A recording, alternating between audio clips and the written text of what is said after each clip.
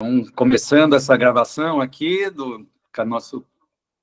tem a mensagem de estar gravando para esse canal de entrevistas preliminares, quase que é um programa que chama On e Off, porque tem coisa que é on e coisa que é off, embora com o Luciano acho que isso não vai ser necessário. Luciano sempre bastante direto e... Bastante on. Sempre on, sempre on. E isso, aqui hoje Stanislau Alves da Silva Filho, psicanalista, membro do Laboratório de Psicanálise e Sociedade Política, tocando e quase que como então âncora das entrevistas, dessa série de entrevistas com psicanalistas e sobre psicanálise e instituição, para a gente ter essa série de conversas, mais do que entrevistas, na verdade, esse é só um nome figurado, né, o nome imaginário da coisa, mas é uma série de conversas para a gente justamente remontar um pouco do nosso cenário psicanalítico brasileiro, tanto historicamente quanto geograficamente. Aliás, Luciana, no final você pode indicar também pessoas que você recomenda para a gente entrevistar futuramente, porque sei que você sabe, né? Tem pessoas boas que você conhece do Brasil e até do mundo inteiro para falar, fala com essa pessoa que é boa.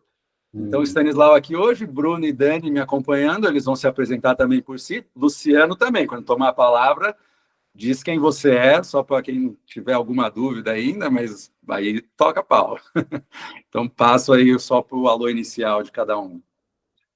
Bom, eu sou a Dani Smid, sou membro do Laço Analítico, Escola de Psicanálise, membro da Escola de Escutadores, membro da Rede Clínica Jacques Lacan, membro da Escola Tamuia, e estamos aí, mas... Institucionalizada, Dani? Não. Oi? Institucionalizada, não? Não sei, né? Vamos ver nesse papo de hoje aí, o que a gente tira. Boa, boa. Legal. Meu nome é Bruno Tapani, sou psicólogo, sou fotógrafo e tive a honra de ter o Luciano na minha banca de mestrado e agora aqui nesse papo, né? Interlocutor caro. Sim, leitor assíduo. Legal, bacana.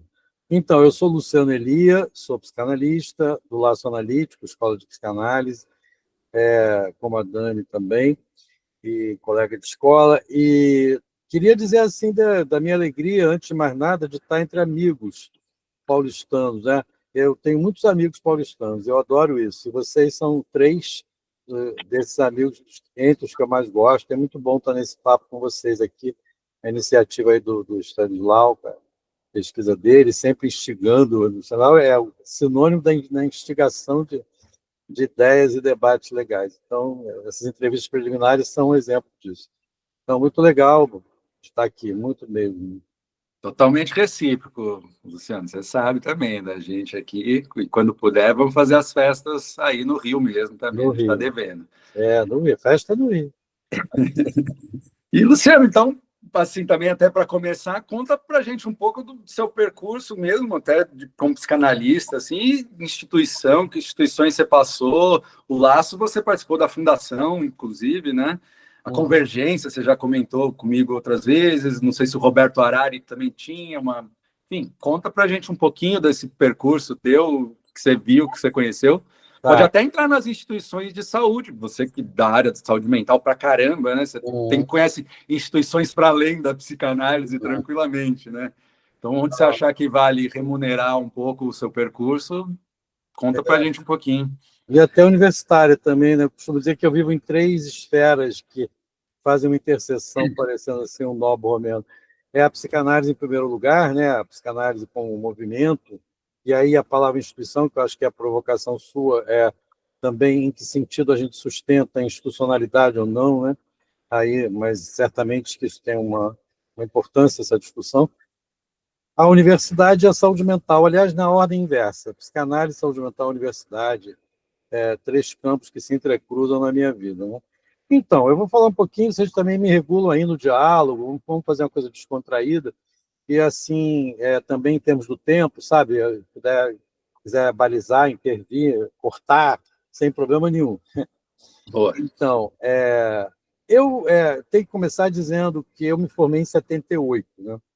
Essa data é importante porque, para falar do meu percurso, precisa contextualizar historicamente. Quer dizer, naquele momento, Lacan tinha acabado de chegar no Brasil, A gente pode datar isso da década de 70 mesmo. Aqui no Rio foi através do Magno, né? Magno Machado Dias, no Colégio Freudiano, né? Do Rio de Janeiro. E em São Paulo estava acontecendo também através do CEF, Centro de Estudos do CEF. Tinha em Recife também o Jacques Laberge, o Ivan Correia, né? E estão com mais de 90 anos hoje. E acho que você conheceu o Laberjão, assim, claro, também? Claro, eu conheço os dois. E do Ivan foi mais... Quer dizer, eu fui próximo dos dois de maneira diferente. Você citou a Convergência, e na Convergência eu fiquei próximo do Laberge, porque ele entrou com a Interseção Psicanalítica do Brasil, né? A instituição que foi criada para isso. E o Ivan Correia, eu tive uma outra relação mais próxima até. Ele me convidou várias vezes para ir lá nos anos 90, lá no Recife e em Fortaleza também, que ele tinha um grupo lá para falar em jornadas e tal. Eu estava jovem, né, recém-doutorado, e com a formação iniciando, ele me chamava. Ele gostava das minhas conversas e tal, então o Ivan Correia é muito importante no Nordeste, no Brasil, né, de trazer o Lacan. Em São Paulo, eu sei que eu conheço menos, vocês até podem falar, a história que passa também pelo Newton da Costa, né, e por toda uma entrada da psicanálise via lógica, topologia, mas tem a história, o Oscar Cesaroto também, recém-falecido, que foi muito importante, eu sei um pouco menos. Mas, enfim, em 78, então, Lacan, o Colégio Freudiano foi fundado em 75, então, e eu entrei na faculdade em 74. Então, veja, quando eu era estudante de psicologia, estava chegando, e chegando de uma maneira muito ligada à área da comunicação, da linguagem, das letras. Não era o Lacan não entrou com o Magno no Rio, muito ligado à questão, vamos dizer, da clínica, né, do Lacan clínico. Era um Lacan da linguagem e da comunicação. Na UFRJ, é isso, Luciano? Não. Tinha na UERJ, tinha na PUC e na UFRJ, mas ele fazia as intervenções dele em vários lugares, o Magno, né? E tinha alguns discípulos dele que faziam seminários, a gente chamava, sempre com jogos de palavras, sabe? Um negócio assim que parecia que a questão, vamos dizer, do sujeito mesmo, não era muito ponto, né? Vamos dizer assim.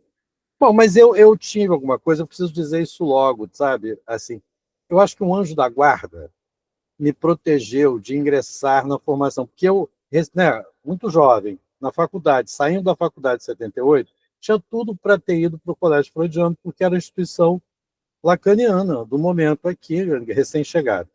E eu costumo dizer que eu sou o caçula de uma geração que foi para lá. E caçula mesmo, porque todos são mais velhos que eu. E eu não fui, né? Não fui. Eu acho que é por isso que eu digo anjo da guarda. Se me perguntar por que eu não ia, eu não sei dizer, mas eu não ia. Eu acho que isso me protegeu um pouco de ter uma certa visão do Lacan, da qual eu não gosto muito. Aqui é para a gente ser sincero, né? Então, não gosto. Mas não tinha, né, opções assim. Na época era só isso, sociedade brasileira. Exato. Exatamente. Tinha a IPA, né? E tinha o Magno. Em 81, foi fundada a Letra. Lacan ainda vivo, hein? Ele morreu em 81, né? E a Letra freudiana, que era, vocês sabem, o Eduardo Vidal, um argentino, que veio de Buenos Aires, um pouco na onda mesmo dos perseguidos pelo Videla, né? Pela ditadura argentina, um cara bem interessante. E ele era o representante de Jacques Lamillère no Rio. Então, havia também uma questão com o Jacques Lamillère, né? Que também me fez não entrar na Letra, por exemplo. Olha. Então, eu tinha a opção, mas mais tarde, 78, 81. 81 eu estava no mestrado, podia ter perfeitamente ido para a Letra, né? Mas tinha essa coisa. Depois ele rompeu com o Miller. Aliás, o Miller nunca se recuperou disso, porque o Miller amava o Eduardo Vidal e achava que ele era o grande esperança né, do Brasil. Vocês sabem que depois do Quiné veio ocupar esse lugar, né? E depois houve um rompimento feio com o Quiné mais tarde, mas isso vem menos ao caso. O fato é que qual era a minha opção? Eu já tinha a opção pela psicanálise desde do curso secundário, não é nem por causa do curso secundário, é por causa da Aliança Francesa. Não sei se eu já contei isso para vocês. Eu tive um professor que quem é do Rio e foi da Aliança Francesa de Botafogo, Copacabana, não deixou de conhecer o Carridakis. Quem é Carridakis? Olha o nome dele, Savas Carridakis. Um nome grego, que é egípcio, ele tinha mãe egípcia, pai grego, e ele era um cara genial, que dava aula no curso literário da Aliança Francesa, onde eu já estava, porque eu comecei muito cedo o francês. E ele falava de psicanálise. Vocês não imaginam, para um adolescente, que eu era antes de entrar na faculdade, ouvir aquelas aulas de francês literário, psicanálise, foi uma coisa capturante, fascinante. Então, eu que já tinha minha neurose bem aguda e desenvolvida, e precisava e já fazia análise desde os 15 anos, que era muito neurótico, eu, assim, paralelamente, ouvindo as aulas do Carré Kiss, em francês, ele representou, ele gostava de teatro, então ele fez a Antígona, que é a versão do Anouilh, que não é, né, do Sófocles, é um autor francês, e eu me lembro que me impactou muito. Ele mandou fazer um trabalho sobre as Flores do Mal, de Baudelaire, e que tinha toda uma análise psicanalítica do Baudelaire, que tinha um Édipo com a mãe, que recusou o padrasto, né? O senhor Opic, nunca esqueci o nome dele, Monsieur Opic, que era o marido da mãe, que o Baudelaire simplesmente odiava e recusou, né? Então, essas coisas, eu não quero entrar em muito detalhe, mas eu já estava tomado pela psicanálise quando entrei para a PUC. Então, não tinha aquela coisa de ver o que eu vou seguir. Será que eu vou seguir psicanálise? Será que eu vou seguir Gestalt, existencial humano? Não tinha isso, era psicanálise e pronto. Eu cheguei a pensar em fazer medicina. Aí eu concluí que a medicina ia me afastar da psicanálise. Então, era melhor ficar menos longe na psicologia, porque eu sabia que também era longe, eu tinha essa ideia. E na PUC, eu tive contato com a Circe, que era uma história à parte, Circe Navarro Vital Brasil, vocês já ouviram falar, que era uma figura que orientava no mestrado, assim, a musa inspiradora de muitos rapazes que eram, né, os apaixonados da Circe, eu era um deles. Pedro Pellegrino, sabe quem é? Filho do Hélio, foi outro, na minha turma, Francisco Lanel. Nós éramos os 3 mosqueteiros da Circe, né, no ano de 80 que eu entrei, né? E tive contato com uma psicanalista da IPA, que era fascinante também, a Clara Helena Portela, era até mulher daquele Portela, lembra? Eustáquio Portela, que era irmão do Petrônio Portela, figura da política, da Arena. Né? Enfim, então, meus queridos, eu vou logo ao ponto. Eu decidi que eu queria entrar para a IPA, porque naquele momento, ser psicanalista e ter um galardão oficial da IPA era a única possibilidade. O Lacan não era uma opção para mim, que tinha acabado, como eu já disse, de ser introduzido pelo Magno, né? E nem a letra, quando chegou em 81. Então, eu fui para a IPA. Vocês sabem que eu fui aceito, desaceito e aceito de novo. Quer dizer, a IPA fez um ato falho comigo. Disse assim, o colega não está aceito porque recomendamos se recandidatar no que vem, no próximo ano. Uma semana depois, eu recebo uma carta dizendo que foi um equívoco. Analista não faz ato falho, né? Faz equívoco na IPA, porque se enganaram e que eu estava aceito sim, e que eu deveria largar a minha análise que eu fazia para escolher um didata. Eu achei isso o fim da picada. Como é que eu vou deixar de fazer análise com o que eu estava fazendo, porque ele não era didata da IPA? Aí eu não entrei, entendeu? Apesar de ter sido aceito no ato falho deles, assim, não fui aceito, para o seguinte, e fui aceito. Naquele momento, talvez vocês não saibam disso, a IPA tinha acabado de abrir para psicólogos, há uns 2 anos, um ano atrás, anteriores, mas assim, com a condição de que os psicólogos não ultrapassassem 1/3 dos membros quer dizer, a gente não podia passar de 1/3 dos membros, entendeu? 2/3 eram médicos. E no roster lá, a relação aparecia doutor, doutora para os médicos e psique para psicólogo. Tinha essa discriminação também no nome de tratamento, né, no designativo, né? Bom, essas bobagens. Eu já estava envolvido naquele momento, não, um pouco depois, com a Clínica Social de Psicanálise, que foi fundada pelo Hélio Pellegrino e Ana Catherine Kemper, foi a primeira instituição de psicanálise popular do Brasil, psicanálise dita social, né? Clínica Social de Psicanálise. E essa mesma sociedade mandou uma carta para lá, dizendo que, por favor, tirasse o nome de psicanálise do título. Por que vocês não chamam de clínica de psicoterapia social, e não clínica social de psicoterapia?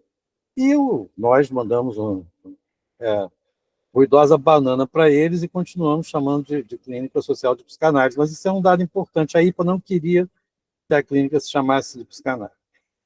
Então não podia ficar numa instituição como essa, né? Teve aquela expulsão depois do 80, né? 81, que foi aquele episódio que foi denunciado ao Amilcar Lobo no meio de um evento da clínica, e depois o Hélio Pellegrino, o Eduardo Mascarenhas e o Wilson Shebab foram expulsos, E no dia seguinte, e a gente foi para a rua, para a calçada, maior movimento. Enchemos a rua lá de gente para protestar. Eu não podia entrar numa instituição que naquele momento estava acontecendo tudo isso, entendem? Mas Então, você chegou a frequentar, Luciano? Nem não, chegou.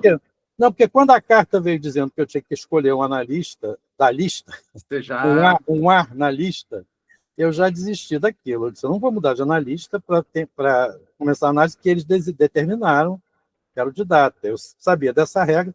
Bom, talvez caiba, não sei o tempo que vocês regulam, mas tinha uma coisa no meu processo seletivo para lá, esse que eu fui aceito, depois não aceito, o contrário, que dizia assim, 3 perguntas voltavam, era um calhamaço dessa grossura, assim, ó, de folhas, com uma pergunta no alto da página, e você tinha que escrever à mão a resposta, e tinha assim umas, sei lá, 50 papéis, entendeu? Perguntas. Havia uma pergunta que voltava, 3 temas voltavam de maneiras diferentes. É importante dizer isso e até gravar isso. Uma era, você já participou de alguma atividade política? Algum movimento? Segunda pergunta, você já usou drogas? Terceira pergunta, você já teve alguma experiência homossexual? Então, isso é bastante importante dizer, sabe? No meu processo lá, que eu tive que responder uma tarde inteira, eu vi essa pergunta já apareceu, aí eu ia ver, ela tinha aparecido de outra maneira. Era para pegar a gente em contradição, sabe? Igual processo. Era uma coisa incrível, assim, um questionário de entrada na IPA. O que era isso, cara? Não é? Isso, mas então, é isso, meu caro, eu passei por isso. Aí eu não entrei para a IPA e fiquei, de certa maneira, numa espécie de busca de instituição, o tema é instituição, né? Porque eu sabia, de algum modo, que não era possível um analista se formar solo. Eu não, até hoje, aliás, isso é bem o tema nosso aqui. Eu não aceito a não instituição, tipo, então a instituição é ruim, então a instituição tem tais e tais problemas e tal, esses e outros. Se você muda o canal, sai da IPA, vai ter problemas outros na instituição lacaniana. Então é melhor não ter instituição. Eu não concordo com isso, né? Tanto que eu acabei fundando uma, né? Mas eu sabia que não podia ser qualquer uma. Então eu fui tentar ir para o Círculo, aí tinha uma carta para escrever para o Círculo. O Círculo era aquela instituição que estava, o Hélio fundou a clínica, ele era da SPRJ, da IPA. Mas ele fundou com pessoas do Círculo, né? Que eram bem interessantes. João Batista Ferreira, né? Depois o Benilton, é do Círculo, né? Benilton Bezerra, e outro lá. Eu tentei para o Círculo, mas era muito burocrático, tinha uma carta, você tinha que escrever uma carta dizendo por que quer e tal. Acabei na SPC, vocês sabem o que é SPC, RJ? Essa não. Pois é. Sociedade de Psicologia Clínica do Rio de Janeiro. Era das mulheres dos médicos da IPA. Não tem isso. Os homens são médicos da IPA, as mulheres são psicólogas da PUC, então elas fazem a SPC. Quando a SPC se emancipou e virou uma sociedade de psicanálise, ela manteve a sigla. Olha que eu acho que é uma formação de compromisso sintomática, né? Não podia deixar de ser SPC. Então, ela ficou Sociedade de Psicanálise da cidade do Rio de Janeiro, para ter o C, que era da clínica, entendeu? Eu achei isso curioso, porque mesmo sendo de psicanálise, podendo não seguir a IPA, ela seguia. Ainda ficou com essa marca das esposas, sabe? Mas é uma sociedade simpática. Tem outro, ano passado mesmo me convidaram, foi bem legal o debate lá que eu fui. E eu fiz um ano lá. Vocês acreditam que quando eu entro eu, paralelamente, está muito confuso o que eu estou dizendo? Eu tinha entrado no NAT. O NAT é o verdadeiro berço da minha formação. Eu preciso falar do NAT. O que é o NAT? É um departamento da Clínica Social de Psicanálise, aquela que foi, né, condenado pela IPA, para mudar de nome, que o Hélio Pellegrino criou, que tratava da psicose. Meu doutorado era sobre a psicose. Então, eu me interessei em entrar para o departamento de psicose. E o que aconteceu com o departamento de psicose? Os antigos analistas não lacanianos foram saindo e uma galera que estava voltando do exílio, porque eram pessoas que tinham sido exiladas, ou o marido foi exilado, alguém foi exilado, mas por razões políticas tinham ido para a Europa. Então, vocês sabem que a anistia é de 79, né? Eu me formei em 78, a anistia em 79, mais ou menos. Quando entrei para o doutorado em 85, eu fui para o NAT. E esses 5 anos, já esse pessoal que voltou da França, por razões políticas, com quem eu me liguei, foram meus mestres. Então, eu aí concluo esse primeiro ponto. Veja bem, não foi o Magno que eu recusei, porque meu anjo da guarda mandou, não foi a letra, porque era bileriana, eu não sabia porquê, mas eu não queria aquilo. Foi o pessoal que veio do exílio. Então, que eram pessoas que não estavam em instituição, hoje estão, mas não estavam. Tinha uma pessoa que tinha saído do colégio freudiano, era do Magno, porque o Magno disse, vocês sabem, teve um episódio que ele disse assim, vamos mudar os estatutos, reforma estatutária. Aí botou o primeiro artigo, aqui no colégio se trabalha no campo aberto por Sigmund Freud, na direção apontada por Jacques Lacan, segundo o percurso de M.D. Magno. Quando ele botou essa terceira, ele se incluiu na série, Freud, Lacan e eu, aí metade foi embora. Metade foi embora, foi uma cisão, sabe, cindiu o colégio, e essa que estava no NAT veio dessa cisão, entendeu? Desse momento. Então tinha uma pessoa que era do colégio, tinha uma pessoa que acabou de chegar da França, porque o marido era assessor do Arraiz, em Recife, foi perseguido e teve que se exilar, tinha uma outra... Tinha a mulher do Augusto Boal, da Argentina, Cecília Boal, e depois entrou a Neuza Santos Souza, que vocês conhecem. A Neuza, que era uma pessoa que veio do movimento político, era da Convergência Socialista, e que é psiquiatra, né, fez a residência dela do IPUB e tal, e chegou no NAT também. Então era uma galera especial, entendeu? Tinha também uma pessoa lá que veio... Muito especial, diga. Especial, assim, muito que legal especial. essa convergência, esse encontro aí. Esse encontro. E aí, então a minha formação de Lacan, vamos dizer, eu não era iniciado em Lacan, entendeu? Eu estava buscando, tinha a Circe, mas a Circe tinha uma visão muito louca. A Circe era o sujeito do inconsciente em ação, era uma coisa mais louca, que inspirava, mas ela não era uma psicanalista de exercício clínico, ela era uma filósofa, né? Então, na verdade, quem me iniciou, os meus mestres analistas, que me transmitiram uma primeira, vamos dizer assim, injeção de transmissão de um Lacan clínico, foi o NAT, foi esse grupo de psicose, entendeu? Sobre a psicose. Eu fiquei lá muitos anos, eu acabei na diretoria da clínica, logo antes dela fechar, ela faliu. Então, acho que eu aí citou um percurso. Eu fiquei buscando instituição, até que eu entendi. Bom, não contei só esse detalhe. Quando eu entro na SPC, depois disso, a tal SPC, porque isso é para mostrar como é que eu queria uma instituição, né? Olha, eu posso dizer, eu tentei, viu, gente? Eu não joguei para eu fiz tentativas. Aí a Neuza entra para dar aula e olha para mim e diz assim, Luciano, o que você está fazendo aqui? Juro que ela disse isso, no meio da turma. O que você está fazendo aqui? Tipo, você não tem nada que fazer aqui. Ela era professora da SPC, como eu dava a módulo. Depois eu conversei com ela no intervalo, eu disse, eu estou atrás de uma instituição, né, Neuza? A gente tem que estar numa instituição, o que vai fazer? Então, eu fiquei um ano lá, não aguentei mais, sabe? Porque me proibiram de fazer um módulo de Lacan, porque quem estava nos 2 primeiros anos não podia estudar Lacan. Aí eu disse, também não é aqui. Aí fui embora, estágio psicólogo, né? E aí cheguei finalmente com uma galera que já trabalhava comigo, assim... Nossa, Luciano, desculpa, só uma palavra, mas isso tinha tanto, sei lá, nessa época, por assim dizer, mas você precisaria estudar, ou para estudar Bion, ou para estudar Lacan, você tinha que passar por outros. Tanta gente, acho que se perdeu nesse tipo de percurso, né, forçado. Tinha, pois é. E aí eu fiquei fora da instituição, trabalhando com pessoas que tinham uma relação de trabalho comigo legal, transferencial. Já a gente tinha um lugar chamado Raica, que não era um lugar de formação, a gente não se pretendia isso, era um lugar de praticar a clínica, discutir a clínica, estudar a teoria. Tinha uma tarde inteira estudando Freud, não sei como isso era possível, mas era, porque ninguém era rico. Mas a tarde, segunda-feira inteira, a gente ficava estudando junto, e era uma galera grande, boa. E veio depois o laço, quando a gente entendeu que não se tratava mais de ficar naquela célula fechada da Raica, de gente que estudava a tarde inteira. A gente quis dar um passo, e aí já lacaniano, né? Porque a Raica não era lacaniana, não. E aí entrou lá para um casarão que a gente tinha em Botafogo, já estou parando de falar, porque eu quero escutar você. Um casarão onde estava o Nicéias. Já ouviram falar do Nicéias? Porque ele ia a São Paulo. Ele tinha uma relação muito importante com a cidade de São Paulo. Eu não disse uma coisa importante. Esse pessoal da Anistia, que voltou do exílio, entre aspas, nem todos eram exilados, não. Alguns foram de Alegres, né? Do bonde do exílio, né? Mas não tinham razão política de perseguição. Mas foram, né? Encontraram Lacan, vivo ainda, né?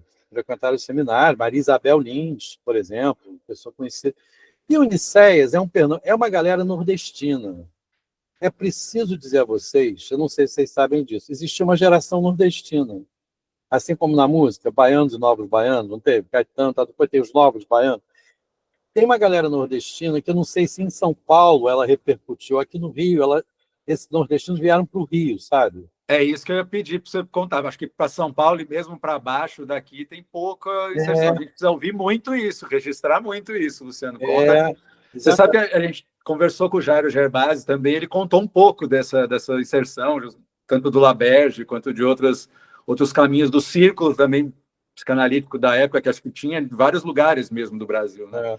Mas conta pra gente, então, como que no Rio... Então, porque no Rio, eu acho que essa é uma experiência mais do Rio, porque esse pessoal, assim, vários pernambucanos, eu vou citar o nome deles. Maria Isabel Lins, essa que foi com o marido, que era assessor do Arraes, né, governador de Pernambuco, quando deu o golpe de 64, né? O Romildo, já ouviram falar de Romildo, do Rego Barros? E a mulher dele, Maria do Rosário do Rego Barros, que também era do NAT, era daquele grupo bom do NAT, a Maria do Rosário. O Romildo não chegou a ser do NAT, mas estava sempre ali com a gente, discutindo aquilo. O Fernando Coutinho Barros, que morreu pouco tempo atrás. Enfim, a Zélia Vilar, já ouviram falar, está com 90 e poucos anos, voltou para Natal, agora ela é uma galera que foi para Paris, sabe? De várias maneiras assim políticas, ou exilado mesmo, ou simpatizante de exilado. E quando voltou para o Brasil com a anistia, se instalou no Rio. Então, quem estava com a idade que eu estava e não optou por Magno, vou repetir isso, foi para essa galera. E eu costumava dizer que a gente tinha que fundar uma galera de cariocas, porque não era possível mais ficar com a transferência. E o Nicéias, eu não falei do Nicéias, que é um dos ele é completamente pernambucano. Ele tinha um consultório na Teodoro Sampaio, aí em São Paulo, acho que era por ali. E ele tinha uma clínica muito importante em São Paulo. Ele tinha uma transferência com... Agora, ele entrou para a EBP, para o Miller. Ele era amigo daquele que eu esqueço o nome. Eu lembro. Aquele cara que é ligado ao Miller aí, esqueci o nome dele agora. George Forbes, não? Forbes. Ele era ligado ao Forbes. Ele era dessa galera Tinha uma outra lá, uma mulher, que é aquela... Bom... Angelina? Angelina Arari continua lá ou está no fórum? Continua, foi presidente no lugar do Miller, entre aspas, na sequência da posição de presidente da MP, pouco tempo atrás. Isso aí, Angelina Arari e Forbes, ele falava muito. E o que aconteceu com o Nicéias? A gente escreveu um texto, um folderzinho, divulgando nossa maneira de pensar na Raica, e eu botei, naquela época não tinha e-mail, né? Não tinha essa coisa de zap, nada dessa gente, não tinha. Então eu botei na porta da casa dele, lá na Glória, e distribuía assim, aquele folder em vários endereços. Você sabe que eu chego de volta lá no casarão que a gente tinha em Botafogo, que tinha um casarão lindo em Botafogo, que a gente tinha consultórios, né? Aí eu toco o telefone, eu atendo, é o Nicéias. Assim, aqui é Carlos Augusto Nicéias. Aí eu falei, opa! Acabei de abrir a porta da minha casa, vi um folder, eu quero dizer que vocês estão cobertos de razão, é isso mesmo, a direção é essa, não sei o quê. Foi assim uma espécie de sabe... E aí, na conversa disso, a gente convidou ele para ir lá conversar. Isso foi decisivo para a fundação do Laço, para a história do Laço, porque ele conversou muitas coisas com a gente. Ele inclusive, me deu a carta de desligamento dele da IPA, porque ele se desligou. E o Nicéias passou... Aí ele disse assim, vocês não têm uma sala aqui? Não, estou querendo mudar de sala. Ele tinha consultório dele há anos, lá na Galeria Menescal, em Copacabana. E aí ele disse, eu vou sair de lá. Aí nós tínhamos uma sala com lambris, sabe, até o meio da parede, uma sala... E ele disse assim, eu quero essa sala. Ele ficou lá, desde então, 87, 80, até a gente sair da casa. Então, a convivência com ele, sair para jantar, ficou amigo, né? Foi muito importante. Eu dizia que eu tinha... porque muita gente me acusava, quando eu comecei a ter um grupo mais assim, significativo no Rio, de ser alguém que queria ser não sei o quê, sabe? Autodidata, sem instituição, que não se submete, não se dobra. Falei, vocês estão enganados, eu tenho 2 papas e 2 mamas, de mamas and the papas. Eu falava, porque tem o Nicéias e o Romildo, que eu tinha transferências importantes, esse Romildo, e eu tinha a Amélia e a Maria Isabel Lins, que eram as mamas, entendeu? Do NAT. Então, Eu era super transferido, submetido e dobrado, gente. Não era nada arrogante. Era assim, uma coisa de querer, mas só que não eram instruídos. Na instituição não deu certo, mas eu tive 2 mamas and the papas. Concluí esse período. E aí o laço. Não, inclusive os dois. O Romildo também foi para a EBP, né, Luciano? Os dois. O Romildo é figura da EBP desde o início, o Licésio também. Pois é, entendeu? O caminho deles foi outro. Uma vez eu era meio atrevido, eu interpelei o Romildo no seminário dele, na saída, né, sozinho. Ô, Romildo, você que é um cara assim tão interessante, por que você está com o Miller, que é uma espécie de pai? Eu acho que o Miller nunca se recuperou da perda do Eduardo Vidal, que é aquele, o da letra, né, que eu falei de 80, nunca se recuperou. Aí teve o Quiné, foi muito esse lugar, né? O Quiné foi muito próximo do Miller, não foi? Foi. História assim de amor, depois virou o avesso, com Soler. Eu não sei esses detalhes que você está falando, mas eu sei que a escola brasileira foi fundada no Rio, né? Foi fundada em abril, acho que de 1995, num evento chamado A Imagem Rainha, não podia ser outro nome, né? A Imagem Rainha, que é a imagem rainha que o Lacan chama a imagem do corpo próprio, a imagem narcísica. E foi um evento no Hotel Glória, o falecido Hotel Glória, maravilhoso, e foi lá que fundaram a Escola Brasileira. E estavam lá todas essas figuras, Sônia Alberti, o Romildo, o Quiné, ainda estavam juntos. Em 98 que veio a cisão, né? Isso foi em 95. Acabou de fazer 30 anos, você sabe um detalhe, foi no dia da festa do meu aniversário, 26 de abril. A gente começou falando da festa, sabe que a minha irmã, que é super importante na EBP do Nordeste, que ela mora na Paraíba, veio ao Rio no final da festa, como a festa deles acabou cedo, que é tudo de velharia, ela veio para a minha festa, que ela não vinha. Ela veio ao Rio para a festa de 30 anos da EBP, entendeu? Que ele escolhe o mesmo dia que a minha festa. E aí, afinal, fez 30 anos. Então, eu lembrei isso, porque foi em 95, fez 30 anos, né? Mas é isso, complicado. Aí o laço veio no momento da convergência. Depois o laço é que ano? Que ano, exatamente? 98, o mesmo ano da decisão deles. O mesmo ano. Por que o laço é de 98? Porque o laço foi muito, vamos dizer, o que puxou foi a dissolução da RAIC em 97, numa Lacano americano, não sei se vocês sabem o que é o Lacano, a Dani sabe que foi, mas o Lacano é uma reunião super importante, que acontece desde 86, bienalmente, né? Mas não é uma instituição. Cada um fala em nome próprio, né? Enfim, uma outra história. E a Dani foi lá em Mar del Plata, né? E foi também, La Plata também? Não. Você foi em Mar del Plata. É super legal isso, a Lacano. A Lacano tem a ver com Caracas, né? Com o fato do Lacan ter vindo a Caracas e quem estava em Caracas em 1980 recolheu uma palavra que ele disse assim: eu quero saber como são meus lacano-americanos de perto. E aí o pessoal recolheu esse significante, fez reunião lacano-americana. Nem sei porque eu falei da lacano-americana agora, que eu tinha a ver com o que eu estava falando. Foi junto, né? Sim. Então, eu sempre participei da Lacano, desde muito 91, Montevidéu, foi a primeira que eu fui.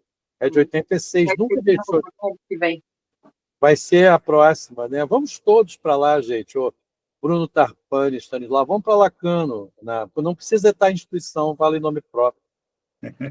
Mas aí, a Convergência foi uma iniciativa do Roberto Harari, que você mencionou, com os franceses, né? Mas é uma coisa meio complicada, porque os franceses nunca se engajaram em convergir com os latino-americanos, por uma questão de colonialismo, né? Que depois foi ficando claro para mim. Então, o Harari, como ele era muito respeitado, inclusive em Paris, teve força para convocar muitos franceses, que não eram millerianos. E a Convergência tinha uma coisa que me irritava, que eu também nunca fui milleriano, mas eu não preciso fazer o combate a Jacques Miller, entendeu? Tipo assim, então não se pode ler. Teve uma vez uma colega argentina que disse: eu não aceito que haja livros lá fora, tem livros do Jacques Miller na banca de livros, entende? A que ponto chega? Ela queria que fossem retirados os livros do Miller. Quer dizer, não é isso. Não estou afim. Na Lacano do Rio, que nós organizamos, em 2017. Tinha livro de Jacques Miller, e daí? Está lá na livraria, na banca de livros, e ela queria que retirassem. Então a Convergência tinha essa marca, mas ela durou durante 20 anos, foi interessante conhecer muitos analistas do mundo, sabe? E vocês sabem que o mundo da psicanálise é Europa e América do Sul, né? Porque os Estados Unidos não contam, né? Então esse eixo, vamos dizer, transatlântico, né, em diagonal, América do Sul, Europa, E aí, o E laço... Europa, você também não recortaria bastante? Tipo, França, Alemanha já não, por exemplo. Não, sei lá. Alemanha não, mas a Espanha, por exemplo, a fundação foi em Barcelona. Tinha uma galera da Itália, que era meio fraca, italiano também não dá muito certo, não. E tinha o pessoal da Bélgica, tinha uma instituição belga, tinha uma A instituição belga tem, né? Belga tem bom. dinamarquesa. Mas é a França, era a prisão de França e Espanha, né? Foi em Barcelona. Em Barcelona, em julho, teve a cisão deles. Em outubro, a fundação nossa. Curiosamente, na mesma cidade. Eu estava até lá quando isso que você disse que foi publicado agora, né, Stanislau? Já tinha mimeografado naquela época. Eu li tudo, era um cara mais... todos os diálogos da Colette Soler com Miller, a ruptura sangrenta que foi em julho, na mesma cidade. Então, o laço, ele tinha a ver assim, o próprio nome laço traz essa ideia de enlaçamento, que não tinha na nossa instituiçãozinha anterior, que era fechada, né? E não se colocava como formação. O laço faz laço, e não é à toa que tem várias sedes e núcleos em São Paulo, né? E núcleos e sedes no Brasil, e agora tem até uma em Lisboa, em Portugal. Quer dizer, a gente está aí fazendo laço, e tem uma coisa muito francamente lacaniana, que não tinha na Raica, né? A gente assumiu claramente que é uma escola. Mais adiante na conversa, a gente pode fazer a diferença entre instituição e escola, porque eu acho que não é a mesma coisa, não são a mesma coisa. Isso agora. Pode ir já mesmo. Na conversa, acho que chegou o momento. Assim. Fala aí, Dani. Eu ia te perguntar, porque você falou isso, né? Em dado momento, acabamos fundando uma instituição. E aí é isso, né? Uma escola. Só que é isso, é uma fundação também, tem um estatuto, tem uma sede. Como é que você vê isso? Como é que para você as coisas funcionam? Qual a diferença? Quais as implicações, as dificuldades, né? Como é que você vê isso? E eu emendaria, porque você falou também, Luciano, de já ter, mesmo desde muito novo, um insight, uma ideia de que era importante estar vinculado a alguma instituição. Você já tinha essa sacada própria, particular, da relevância, você procurou a instituição, fazia sentido para você. Então, só emendando, talvez isso na questão da Dani mesmo, né? É uma instituição, então, o que é essa instituição? Né? O que seria? Eu vou pegar esse gancho dos Stanis, que é a questão de muito cedo, e ligar com o que a Dani falou de diferença. Para mim é um limite, não, até invertendo. Para mim, Dani, é um limite tenso e difícil que eu não abro mão entre instituição e escola. Eu acho, não dá para você, por exemplo, não ter estatuto, não ter um registro civil, jurídico, eu acho isso ruim. Mas por quê, né? Qual a importância da institucionalidade entendida como estatuição jurídica, por exemplo, né? Isso que você fala, Stanislau, sobre que muito cedo eu saquei, eu não sabia dizer isso, obviamente, na época, né? Mas se eu for elaborar ao longo do tempo, me parece que um analista que não se coloca no espaço de uma instituição, vamos chamar assim, ele está evitando algum efeito de castração. Eu vou afirmar isso. Para mim, a instituição só tem valor se ela presentificar uma barra, uma espécie de corte no gozo narcísico do eu sozinho, do eu independente, do individualismo, da coisa que muitas vezes, em nome de uma crítica política à institucionalidade, acaba encobrindo uma posição de independência, sabe, do eu. É egóico isso. É do eu. Tem a ver com liberalismo. E aí você vai para a política, você vai ver individualismo, liberalismo e neoliberalismo, né, se você quiser, e outros ismos que você vai ver que são incompatíveis com a psicanálise. Então, a psicanálise exige a instituição pelo viés da castração. O problema é que, quando se institui, você tem milhões de exemplos, a gente poderia ficar aqui a tarde inteira, se abandona qualquer referência à castração para que alguém assuma o lugar na instituição de rei, né? Voltando aí à referência a ser censurado.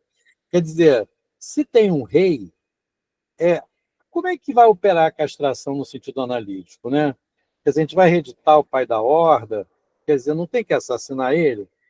Eu entendi Freud assim, tem que assassinar o pai da horda, simbolicamente, né? Se você tem castração é porque você assassinou o pai. Se você reinstitui o pai, seja na forma do Melman, por exemplo, que era o mais imperador de todos os pais, né? O mais paterno de todos os imperadores e reis, se você quiser, o Charles Melman, melhor é menos. Sinceramente, ele é menos. Eu acho que ele é mais poroso a uma certa incidência do discurso analítico do que a Charles Melman, que é cria do Lacan, não é dele, né? E que vocês sabem que era analista do Jacques Lemaitre, o Melman, né? E todo aquele escândalo. Ele abriu o bico e contou a história da intimidade da análise do Miller para Paris inteira. Quer dizer, é uma coisa absurda. Então, a complicação dos franceses que não interessa, nós não somos franceses, felizmente, eu acho. Eu adoro não ser francês, entendeu?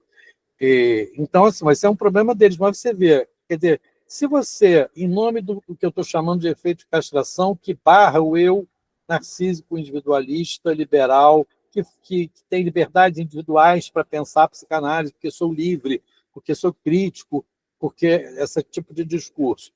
E você acaba, dentro da instituição, reencontrando uma ordem hierárquica, piramidal, paterna, o tiro saiu pela culatra. Eu acho que, de alguma maneira, Dani, a escola de Lacan, que ele faz quando é excomungado, ela traz elementos para você. Não é que ela acabou incorrendo nesses problemas. A gente vai ver a escola da causa analítica, né, quer dizer, a escola freudiana de Paris, depois a escola da causa analítica, incorre nesse mesmo problema. Eu não sei até que ponto o laço vai incorrer. Nós estamos aí para brigar, né, para batalhar, porque é claro que a gente não está livre, a gente não é melhor que ninguém, né, mas então a gente tem que estar o tempo todo assim com essa preocupação aberta, essa coisa aberta de onde é que a gente está resvalando para isso. Mas eu penso que a escola de Lacan ela permitiu alguns dispositivos operacionais bem concretos que barram essa reinstauração da figura piramidal que foge à castração. Eu penso isso. O cartel é um deles, quando é o próprio passe. Agora, a gente está estudando o passe a fundo agora. Se você for ver como é que era o passe, é uma complicação do diabo, cheio de júris e instâncias de julgamento didáticos, né? Então é um problema. Mas eu acho que a escola não é uma instituição. Ela não se... Oi? Que remetem à hierarquia, né? E fica problemático pra caramba. No laço a gente encontrou uma forma que eu acho interessante, assim, que é o fato de a gente instituir o laço e não a escola. Porque a gente tem o laço e a escola. O laço não é a escola, né? Chama laço analítico / escola de psicanálise, porque foi assim em 98, quando a gente não sabia o que estava dizendo, evidentemente, mas já tinha intuição de alguma coisa. Então, o laço não é uma escola porque ele é maior que a escola e, ao mesmo tempo, submetido a uma diretriz de escola que é uma espécie de vetor, né? Tende para. Então, acho que isso permite que o laço instituído não fique tão vulnerável, tão passível de se institucionalizar demais, porque a escola é que dá a diretriz, né? Mas ela não é instituída, ela é um capítulo do estatuto, mas está claro ali que quem está sendo instituído é o laço analítico. Associação científica, o nome todo é esse. Né? A escola do laço, que não é o laço analítico, é uma outra coisa, entendeu? Assim, a gente conseguiu uma alquimia assim, que permite que a escola fique um pouco mais livre da institucionalidade burocrática, né? Que está, evidentemente, a serviço do pai. Né? Toda a burocracia está a serviço de uma ordem hierárquica. O que vocês acham? Estou pensando aqui, já pensei um monte de coisa. Eu ia ver se o Bruno ia querer falar alguma coisa, mas fala, Dani, você acha que você ia falar? Você ia falar, Dani? Eu ia falar o seguinte, o que você acha que é importante para lidar com os efeitos de grupo e essa coisa do empuxo à institucionalização das coisas, né, dentro de uma escola que não se pretende enrijecida, cristalizada, né? O que você acha que é importante ter, né, construído, que dispositivos, não sei, talvez dispositivo seja uma palavra, né, para dizer. É importante. Posso linkar alguma coisa com... Por favor, prefiro até escutar um pouco. Eu tenho feito perguntas mais amplas, sabe, Luciano? Tenho gostado muito de jogar algumas questões, até que carrego comigo, assim, né, nessas entrevistas. E eu acho que a pergunta da Dani, essa que ela acaba de fazer, né, me parece uma coisa muito vocalizada no nosso meio, né? Como é que a gente pode evitar efeitos de grupo? Não evitar, né, mas tratar. Evitar não vai dar. Tratar, né? Mas muita gente fala evitar também, né? E aí, eu fico me perguntando se quando a gente tenta evitar demais uma coisa, essas coisas não voltam e não se reafirmam com mais força ainda, né? E aí, de alguma forma, isso linka, assim, com uma questão que eu queria te ouvir mais, que é o fato de parecer que muitas vezes as instituições, os grupos analíticos tratam dos seus problemas coletivos como se fossem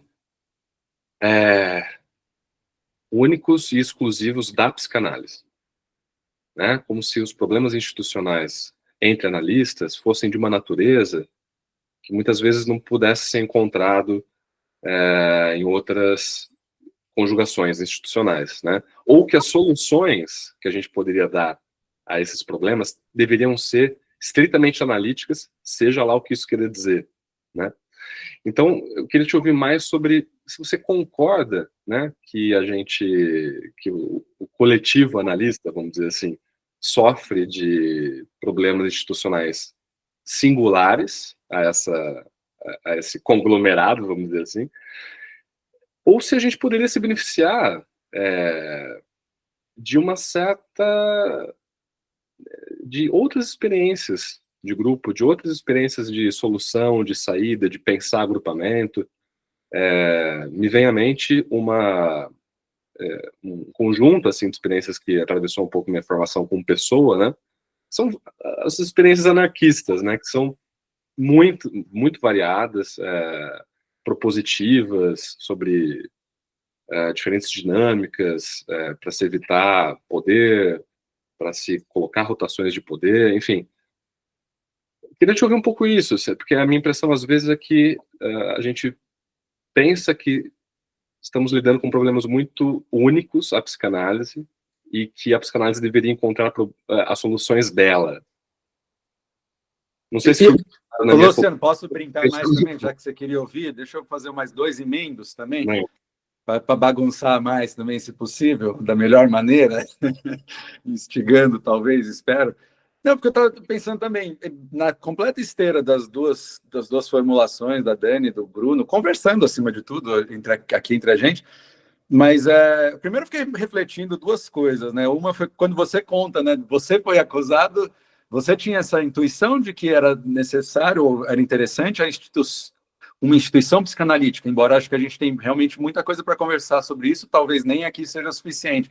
O que era, né? O que é uma instituição de psicanálise? Eu acho assim, o lugar de uma formação, talvez, o lugar de onde realmente pode circular diferentemente, talvez, da universidade, eu teria muito caldo aqui, né, para poder pensar, porque eu também acho, eu fui formado no SEDS, eu fiquei pensando um pouco na minha história também, por que eu fui buscar o SEDS? Por que eu queria uma instituição de psicanálise tal qual o SEDS? Já na minha época, então, uma época em que, bom, hoje em dia tem milhões, e de todos os tipos de qualidades e de falta de qualidades mais ainda, é o que mais talvez tenha hoje em dia, um absurdo o número de, mais de 500, Luciano, esses dias eu estava olhando registro de nomes de marca, né?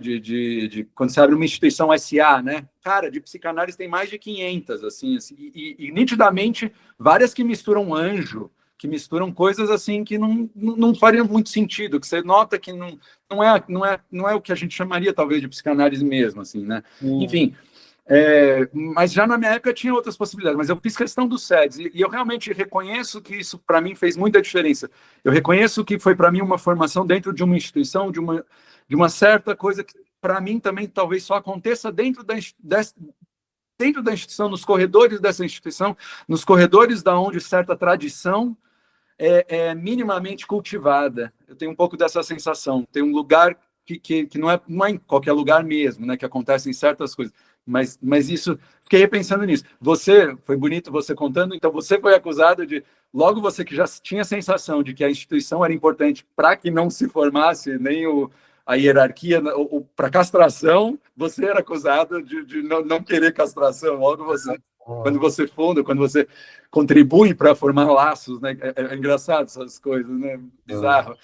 Mas eu também, a coisa, mais o ponto-chave, agora linkando, quando você estava contando dos dispositivos do Lacan, obviamente eles justamente se mostraram, demonstraram como eles, mesmo sendo dispositivos razoáveis, podem não funcionar. Isso o Lacan mesmo decreta para os próprios dispositivos, inclusive para o cartel. Tem gente que defende tanto o cartel e esquece que o Lacan mesmo, nas jornadas de cartéis, chegou a dizer, é óbvio que o cartel é um fracasso, inclusive, e na investigação, nas discussões geniais que acontecem ali, eu esqueci o nome do autor, agora fugiu, mas tem um deles que fala, porque se formou caciquismo. Eles usam esse termo, acho tão interessante essa expressão, caciquismo dentro dos cartéis.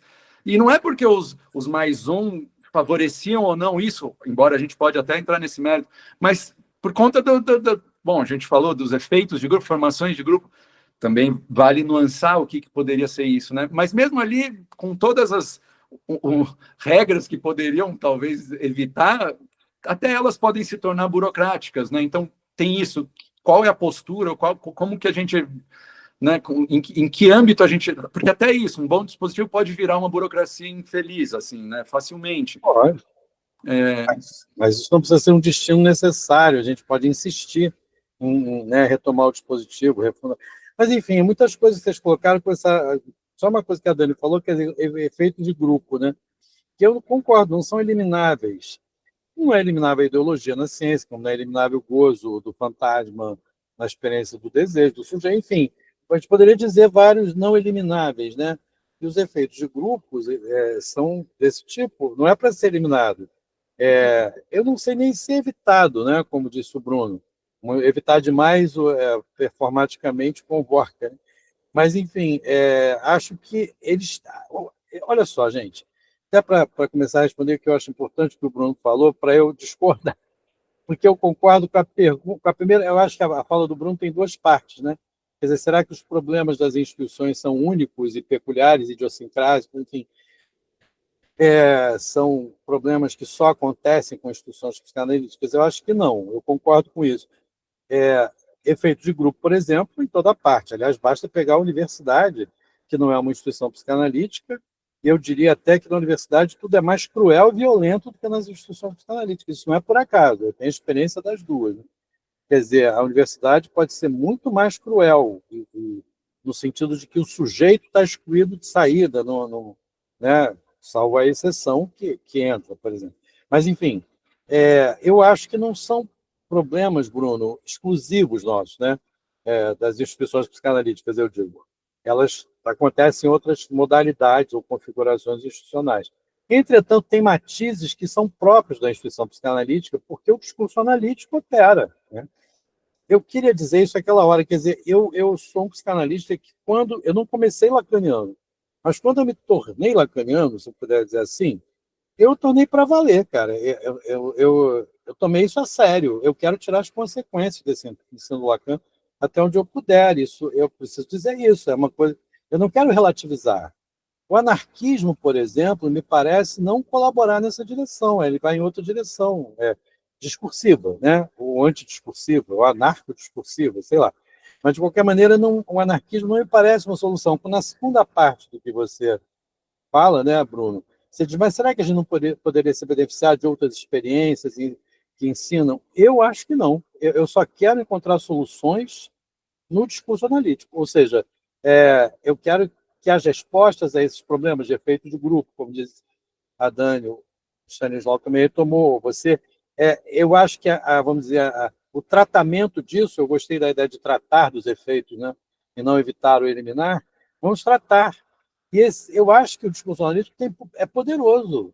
Ele tem uma potência, vamos dizer, transformadora do laço social, há de servir para alguma coisa ter feito análise tanto tempo, tantas análises. Né? Quer dizer, isso não é para nada. Né? Como é que a gente pode ver pessoas com tanto tempo de análise, enfim, que dão testemunhos até de conduzir a análise de uma maneira interessante, fazendo barbaridades dentro da instituição, né? No laço social instituído. Quer dizer, onde é que está a análise ali? Para que serviu? Entendeu? Como é que a gente analisa? Ser analista não muda nada na maneira de se enlaçar? É isso? Vai ser igual a todas as outras modalidades institucionais, entendeu? Não tem uma particularidade na experiência analítica quanto à maneira como eu estabeleço o laço com meus pares e como eu vou tratar dos efeitos imaginários, de identificação, de amor, de ódio, de dissensões, quer dizer, isso vai ser intacto, está entendendo? E vai ser o anarquismo que vai me trazer respostas, mas ela está numa direção que não é a do discurso analítico, então, para mim, não combina, eu não vou nessa direção, porque eu acho que não vão beneficiar o que eu desejo como resposta, que eu acredito que a gente possa, dentro da psicanálise, extrair formas não tão instituídas, nem cristalizadas, nem imaginarizadas, nem violentas, porque tem uma violência nisso. O laço institucional pode ser extremamente violento, não é? E a gente pode, com o discurso analítico, tornar esses laços diferentes, outros, sem o tal cancelamento, sem o tal expulsão, sem a eliminação do indesejável, daquele que destoa, né? A gente vê o tempo todo por aí, né? Então, por exemplo, quando o Stanislau fala da experiência dele com a SEDES, né? Eu tenho o maior respeito pelos SEDES na história política, o SEDES foi um lugar de resistência política importante. Mas eu não tenho nenhuma transferência com o SEDES, nem teria, porque é completamente eclético, né? Quer dizer, o Lacan lá é um tomate numa salada mista, então tem uma coisa assim de todas as referências, ele é ecumênico, né? Então, eu não consigo, mas não estou dizendo, eu estou falando para mim, né? Quer dizer, a minha sintonia, o meu dial, minha antena vai, porque eu acho que o que Freud e Lacan trouxeram é tão consequente que eu não quero relativizar em nada as consequências disso, até na política, eu ando pensando muito nisso, na questão. E eu volto à castração, quer dizer, por que a esquerda, às vezes, recusa tanto as referências freudiano e lacanianos, preferindo agir Jung e Guattari, entendeu?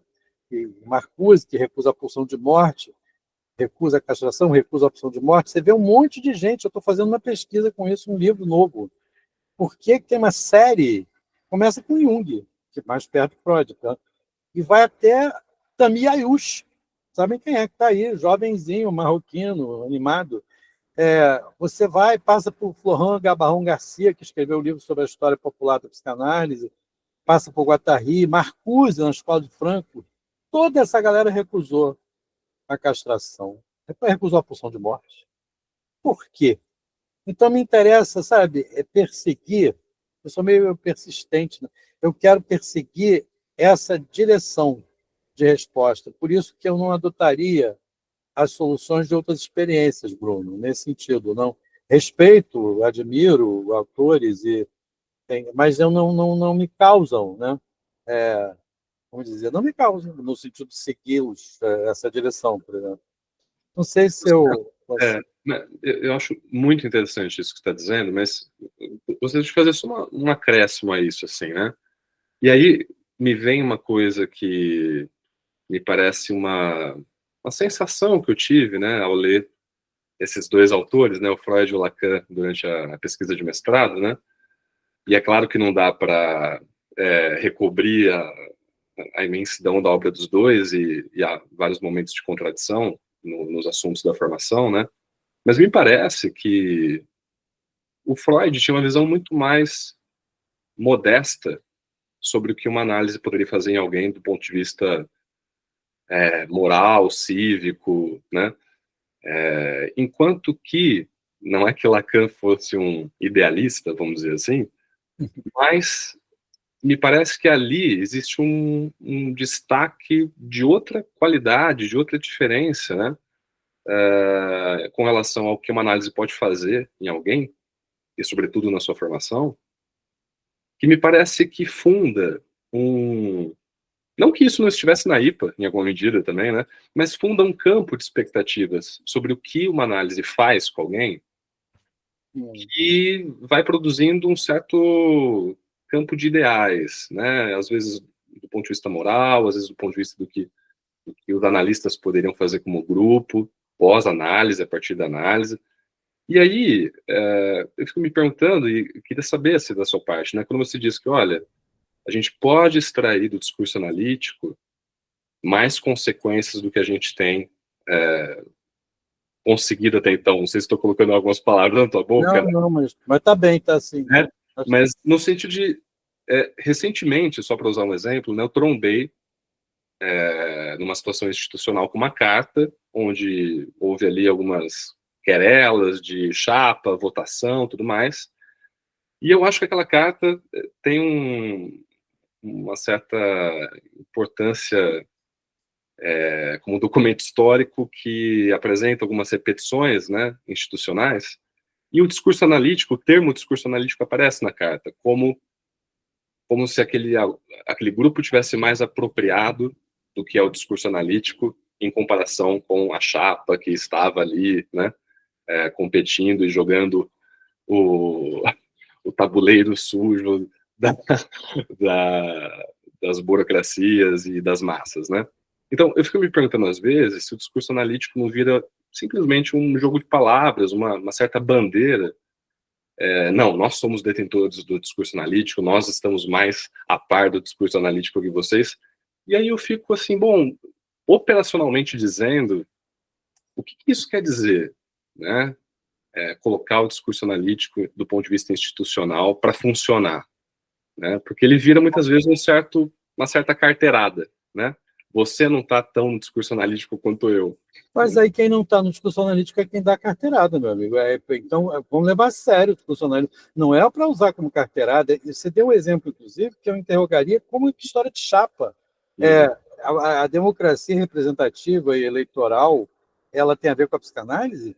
Nunca houve isso no Laço. Em 27 anos que o Laço tem. Não sei se vocês sabem, porque nunca teve mandato de diretoria. Né? Eu, durante 15 anos, desses 27, ou menos, talvez 12, eu fui o diretor único. Aí você vai dizer, filho da puta, pai, está dizendo aí de castração e tu é o pai da horda. Talvez tenha sustentado esse semblante assim durante um tempo. Teve um momento que eu disse assim, não dá mais para sustentar esse aí, porque, sabe por quê? Era impossível pensar em mandato. Vai eleger uma nova... O que é isso? Que farsa é essa que a gente vai fazer com chapas? Eu interrogaria até essa chapa que evoca o discurso analítico, só pode ser como carteirado, porque se você já está numa lógica de chapa, entendeu? Para mim, o discurso analítico impede chapas, impede, inclusive, eleições, porque as eleições são de uma democracia burguesa, representativa, egóica, que só interessa manter o poder da elite, quer dizer, dentro da instituição seria diferente. Quer dizer, o jogo eleitoral é para manter o poder, não é? Então, aí você vai dizer, mas você mantinha o poder. Eu não sei se eu concordo com isso, não. Eu mantinha angustiadamente um lugar. E teve um dia que eu falei, vamos pluralizar essa merda. Agora, o Lacan não pluralizou os nomes do pai, então eu vou pluralizar os diretores, entendeu? Então, agora vamos criar um coletivo diretor. E criamos um coletivo diretor, você está entendendo? Quer dizer, hoje, de lá para cá, tem 15 anos isso, o Laço tem um coletivo diretor. Eu sou um, entre outros. Enfim, Dani está aí. Quer dizer, está funcionando? Trancos e barrancos, aqui e ali, a gente vai fazendo, mas funciona. Quer dizer, há uma dificuldade de tomar um lugar que está se construindo, está se modificando ao longo do tempo. Cada vez mais as pessoas tomam um lugar de autorização de dirigir e não ficam pedindo a concordância para isso ou para aquilo. Alguns continuam. Quer dizer, são coisas da transferência, da análise. Entende? Também não dá para você exigir. Agora, eu não concordo com essa ideia de que, então, vai ser idealizado. Você falou, Lacan não é um idealista, meio denegatoriamente. Acabei de ler um trecho que ele fala sobre idealismo, muito interessante, vou te passar, hein? Sobre idealismo. Ele está falando do que é do outro, está no seminário 19. Ele começa a dizer, o idealismo diz que só há pensamentos. Né? Não é isso o idealismo? Quer dizer, só há pensamentos. Aí, na formulação francesa, não sei se dá tempo de falar, il n'y a que de penser. Esse que, sabe que o francês só fala por negação. Né? Então, não há senão pensamentos. Né? Só que esse que, ele desloca para que sabe, que é o quer dizer, cauda, que é também a gíria para pau, pica, né? Que quando o francês fala na gíria, a que, cauda, para frente, é o pau. Então, ele vai fazer uma quebra através dessa. Ele diz, a língua francesa vai me favorecer aqui. Esse que soa como que, de cauda. Então, só uma pica de pensamentos, entendeu? E ele vai por aí, ele vai dizer o que é o idealismo. Eu não creio que Lacan seja idealista de modo algum. Ele diz que não. Ele diz, se eu tiver que me situar, eu sou um realista. Mas por que eu tenho que ser alguma coisa filosófica? Eu não sou filósofo. Então, eu posso ser realista ou idealista? Eu seria realista. E tem uma coisa mais importante que essa passagem, que é quando ele diz no seminário 11 que a psicanálise é a intervenção no conflito. Ele diz, o meu ensino não pode ser exaustivo, não se pretende exaustivo quanto à descoberta do inconsciente. Ele é ele próprio intervenção no conflito. Ele está declarando ali, Bruno, que o ensino dele é parte, não é todo. É só ele intervém no conflito, ele vai brigar com os outros, mas ele não vai dizer, eu tenho a verdade e a vida, né? O caminho. Não pode dizer. E aí vem o Tamiayush dizer que o Lacan é um padre, quer dizer, fica complicado tudo isso. Eu acho que tem que tirar as consequências do discurso analítico, sim, sem idealização. Eu acho que isso não é necessário, nem é o que importa no discurso analítico. Eu acho que ele, inclusive, interdita idealizações, assim, idealismos. Então, assim, como dar uma resposta a isso? Por exemplo, tem 1000 problemas dentro do Laço, tem 150 pessoas, né? O Laço é marcadamente uma escola politizada. Tem gente de direita. Como fazer com isso? Vai ter que tolerar, meu amigo. Vai dizer que esse não pode falar porque ele é de direita, tem até uns bolsonaristas ali, que não ousam confessar-se assim. Dani sabe disso. A gente vai fazer expurgo ou a gente vai incluir isso na diversidade? Por exemplo, entende? A gente tem vários exemplos de situações difíceis, como todo mundo se dizendo analista. Estou preocupado em discutir isso dentro do Laço. Todo mundo é analista que entrou para o Laço? É assim? Então agora eu sou psicanalista, aquela coisa, né, botou uma tesoura na mão de cabeleireiro? Como é que é isso? Então, a gente vai ter que trabalhar analiticamente isso, não no sentido de dizer, você não pode se dizer analista até ter cursado não sei o quê, como me disseram na SPC, você só pode entrar no modo de Lacan no 4º ano. Não vai dar essa resposta, mas você vai problematizar, como faz numa análise. Acho que é parecido, diferente, térreo e parecido. Não é à toa que o Lacan falou de intenção e extensão. Eu acho que ele faz uma dualidade dizendo que a mesma lógica que está na análise tem que estar na escola. Não sei se vocês consideram isso importante. Para mim é genial, porque como é que eu vou pensar uma escola com uma lógica que não é a da análise, experiência analítica no divã? Não pode. Tem que aproximar disso. E é isso que eu quis dizer aquela hora que falei que eu quero as respostas dentro do espaço do discurso analítico, fora de uma experiência estrita de análise, que ela é inviolável do sujeito ser um analista. Né? Mas como fazer operar alguma coisa assim no espaço de um laço ampliado, né? Vamos dizer, é um desafio do caralho, brother. Não é fácil isso, não. E a gente está nessa onda. Eu não quero as soluções de outras experiências porque elas não vão responder a isso. Isso que eu quis dizer. Podem responder a outras coisas importantíssimas, mas não é esse tipo de impasse, de problema que a gente tem sem parar. E tem que ter, conflito. É conflito, não é... O que eu acho interessante é que a gente não institua a escola, quer dizer, que ela seja uma nuvem, um vetor, uma vega de direção, assim, no meio de um espaço também instituído, mas não trópico, sabe?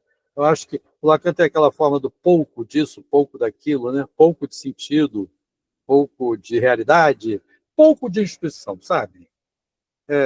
Eu queria fazer um minimalismo institucional aqui, pouco, só para a gente se manter, vamos dizer, sabe, barrado do eu sozinho, do eu que quer. Eu escuto muita gente dizer assim, não estou só porque eu sou livre. Porra, mano, cadê a análise? Eu sou livre? O que é isso que está dizendo aí?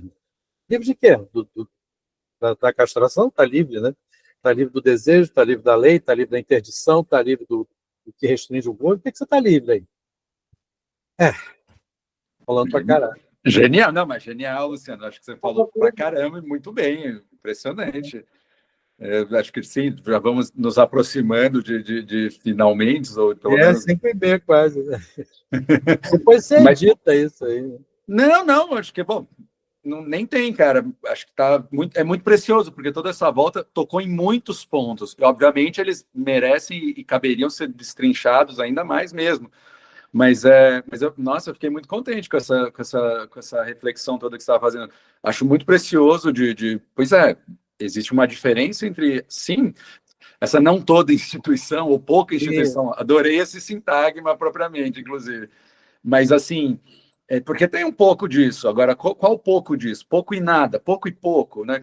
Como sujeito, entre o que e o que o sujeito é dividido, né? Tem algo que precisa de uma identidade, ou enfim, mas tem algo que precisa ultrapassar isso, e a gente precisa saber usar isso que, inclusive, justamente não está contemplado nas outras soluções sociais e para questões sociais de outras ordens. Isso foi muito genial do que você colocou. De fato, não vou lançar a mão. É bonito também, claro, o Bruno perguntando, poxa, temos outros exercícios sociais, eles poderiam nos ajudar em que medida, né? Mas existe algo também das soluções, talvez sim, do esforço, aí sim, o mais bonito, a busca de um laço analítico, ou do que é essa solução que o laço analítico, que a dinâmica analítica, que o discurso analítico pode oferecer. E que sim, é específico, tem uma especificidade disso, né? Agora, de fato, contra uma série de vicissitudes institucionais, é sempre uma grande questão, né? Como a gente vai tratando ou lidando com elas, né? Seja das formações de grupos aos sufocamentos que instituir alguma coisa pode representar, mas aí que tá, pode representar. Como a gente executa ou não, né? Qual a nossa postura diante de um regramento e tudo mais, né? Como a gente lida com isso, ou como a gente cria, e aí não pode não ser psicanaliticamente, brechas ou por onde, né, passa entre as coisas que justamente estão entre, né? Enfim, o desafio é como criar soluções realmente para todas essas. Inventar, né? Preciosíssimo isso tudo que vocês dois, enfim, estão discutindo e acho que justamente mereceria até avanços, mas enfim, vamos tentando fazer uns comentários mais. Isso aí. Tem alguma coisa, Dani, para puxar mais ainda do Lasso, do Luciano Lasso? Não, acho que agora é agradecer mesmo a disponibilidade do Luciano de falar disso, né? A gente poder gravar contado por você essa história, acho bem bacana. E isso, né? E responder desse pensamento teu, né?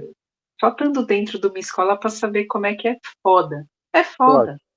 A gente está todo no fórum de toda a jornada, né? Tentando achar soluções, é muito complicado. E é muito mais simples, né? Você está sozinho, sem nenhuma instituição. Ou tá com o rei, né? Porque o rei também facilita as coisas. Mas é isso, né? Você numa posição colocado, né? Como diretor durante tantos anos, muitas vezes a gente vê isso, né? Como as pessoas colocam uma figura como rei, às vezes. Não é você que se coloca, as pessoas colocam, às vezes, né? Uma figura como muito importante. Isso também você vai tentando se desvencilhar disso, e é difícil, né? Mas eu acho que eu não era rei, não. Assim, eu não é presunção, eu nunca me vi aí como. É uma outra coisa. Claro que tem a coisa do não estou negando que tem, não, mas rei goza de um lugar muito particular, né? Claro. O meu gozo, só por acaso. Não. Não é. Mas aí, Luciano, não era você, né? Essa que eu acho que é bonito que a Dani está falando. E o Siboni, Daniel Siboni, que fala do caciquismo no cartel. Porque, quem fala é também a mãe da Rudinesco, como que chama? É Geni Aubry. Ela fala que, justamente, eu não me colocava na posição que ela estava como mais um, sei lá, e as pessoas do meu cartel me colocavam numa posição de mestria, ou de rainha, ou de seja lá o que for. Não era dela e ela não se identificava. E ela falava, e não adiantava nada que eu fizesse que me tirasse. E o Lacan, justamente, sofreu igualmente dessa mesma... Como a gente estava comentando, né? Você comentou, isso aconteceu, inclusive, com ele, objetivamente. Embora ele, talvez, até a gente poderia entrar nesse método, não agora, mas ele se identificava muito mais nessa posição do que outras pessoas, diria. Mas o Lacan? Eu acho que ele se perdeu um pouco. Bom, a Maud Manoni acusa ele disso. Eu acho que com categoria. Eu acho que o Miller é muito mais rei do que o Lacan. Bom, o Lacan é muito mais atravessado por uma ilusão com isso, eu acho. Enfim, isso é para outra hora. E o meu man mais que o Miller. Esse aí, cara, é o imperador da moral. Esse aí não tem jeito. Sim. Esse não é rei, não. Esse é pai, hein? Esse é pai. É pai mesmo. A diferença, talvez, entre ele e o Miller, seu analisante, é que ele é pai e o Miller é rei. O pai do rei. Nossa, mas o Candatani falou isso, não é a sua identificação, né, Luciana? Justamente qual a sua postura. Eu sei. É porque ela falou, eu entendi que a Dani não está falando de mim, ela está falando de um lugar. Eu entendi perfeitamente, mas assim, esse lugar também tem a ver com quem ocupa. Eu não ocupei, acho que gozando do lugar de chefe, de líder, de autoridade, porque não era esse o meu. Só vou dizer uma coisinha, se tiver tempo. Eu fiz 5 análises, sabe? E a última foi a com lacaniano francamente assumido, porque o penúltimo era meio lacaniano, mas eu gostava muito dele. Mas esse lacaniano era completamente assim, eu fui descobrindo que a minha posição era avessa dele na psicanálise, extensional, entendeu? No campo das escolas. Ele foi analisante de Melman, e ele fundou no Rio de Janeiro uma instituição completamente religiosa nesse sentido, do pai, que era o Tempo Freudiano. Estou dando os nomes. Então, assim, é interessante, sabe, porque eu não tiro uma grama do mérito da análise com ele. Quer dizer, ele operou como analista meu, de um certo ponto em diante da análise, com toda sorte de divergência, que foi, inclusive, o que levou um pouco ao fim, né? Não é o fim de análise idealizado, como diria o Bruno, não sei, terminei a análise. Eu não vejo isso, aliás, a olho nu não vejo em ninguém, sabia? Esse tal terno da análise, assim, participar das operações de destituição, descer.